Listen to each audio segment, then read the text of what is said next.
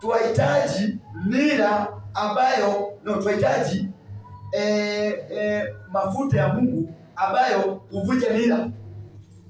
Musa alipotuma pale Misri, unajua alikataa mara ya kwanza, walingana na Mungu mpaka Mungu finally akakasirika, akamwambia nenda uite nani, ndugu yako Haruni, because it is not easy to save people.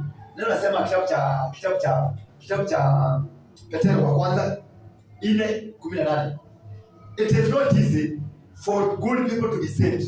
What then will become of godly sinners? Watu wa Mungu wenyewe kuwaokoa sio rahisi, na wale ambao sasa wamekataa Mungu, the godly sinners, what will become of godly sinners?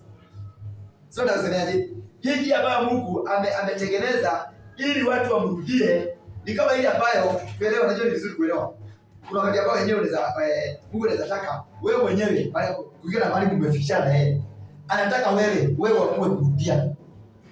Kuna mahali ambapo Biblia inasema kitabu cha Hosea, Mungu anasema nitaacha watu wangu wateseke kwa ajili ya dhambi zao kwa muda wa kutosha, wateseke kwa ajili ya dhambi zao hadi sasa vile ambavyo wameweza kulikosea, wateseke finally wao wenyewe wakaweze kunirudia. Sasa hapa njia ambayo Mungu ametengeneza kizazi cha leo